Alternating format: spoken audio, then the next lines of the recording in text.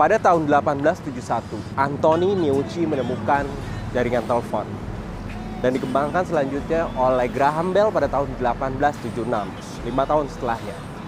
Saat ini kita sedang berada di Jalan Tengku Umar, tepatnya di Banda Aceh, yang dulu dikenal sebagai Kuta Raja. Di belakang ini adalah bangunan bersejarah peninggalan Belanda yang berbentuk heksagonal. Kita bisa lihat dari bangunan putih yang megah seperti menara, sangat identik dengan Belanda. Banyak cerita di balik sejarah bangunan ini. Salah satunya adalah dijadikan tempat sentral telepon di mana mereka melakukan konsolidasi di antara berbagai daerah di Nusantara. Salah satunya di Aceh. Yang akan kita bahas adalah bagaimana bangunan ini terjadi dan apa sejarah di baliknya.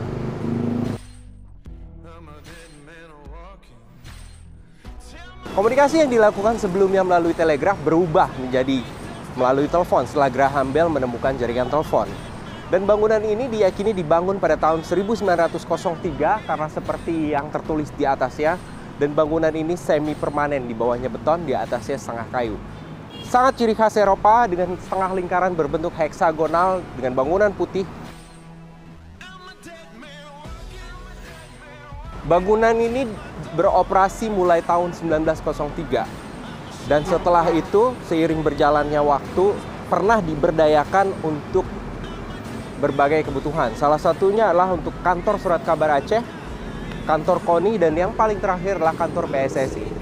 Bangunan ini saat ini dilindungi oleh Badan Perlindungan Peninggalan Purbakala Banda Aceh. Di zamannya, sentral telepon ini masih menggunakan telepon model engkol. Tidak seperti telepon yang hari ini. Kita mundur ratusan tahun yang lalu. Telepon ini adalah telepon yang tercanggih di zamannya. Sentral telepon ini bisa melakukan panggilan ke berbagai negara. Salah satunya adalah Singapura. Namun pada saat itu Belanda mengkonsolidasi tentara-tentara mereka melalui sentral telepon ini untuk berhubungan dengan tentara-tentara yang ada di Medan. Diyakini sentral telepon ini adalah yang tercanggih di zamannya karena mereka memiliki 6 kabel di bawah laut yang bisa terhubung ke seluruh negara dan berbagai negara, khususnya yang masih dalam kolonialisme Belanda. Diyakini orang-orang Batavia pada saat itu untuk melakukan hubungan internasional harus melalui sentral telepon di sini.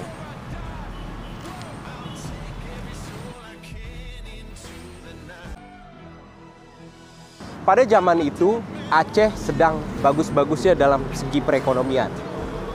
Pelabuhan Sabang pada saat itu masih menjadi pelabuhan bebas yang memang banyak mengimpor dan mengekspor barang-barang. Salah satu barang ekspor atau komoditas terbaik yang dimiliki oleh Aceh saat itu adalah lada dan pinang.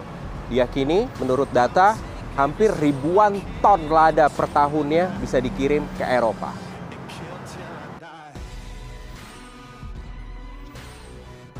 Bukan tanpa alasan bangunan ini didirikan oleh Belanda. Karena pada saat itu, Belanda sudah menginvasi Aceh mulai dari abad ke-18. Bangunan ini diperuntukkan untuk memudahkan komunikasi sesama tentara Belanda di seluruh Nusantara.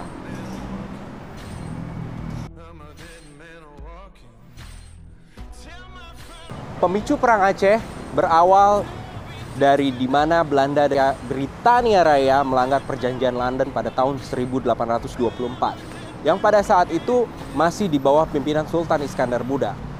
Dunia mengakui kedaulatan Aceh, namun di tahun 1824 mereka melanggar perjanjian London dan menginvasi Aceh untuk pertama kali.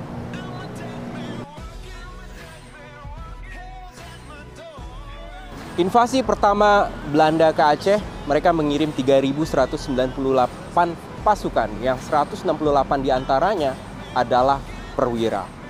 Hari ini, di hari itu lebih tepatnya, salah satu perwira besar mereka, yaitu Kohler, dalam invasi pertama tewas di tangan orang Aceh, atau lebih tepatnya, sniper Aceh.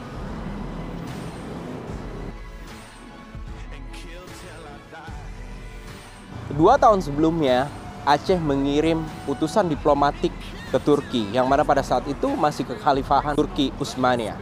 Mereka mencari dukungan diplomatik internasional yang tidak disukai oleh Belanda dan Britania Raya. Tepatnya hari itu mereka mengirim kapal perang yang berisikan meriam-meriam besar yang bernama Citadel dan memborbardir Aceh selama 10 hari dalam penyerangan pertamanya.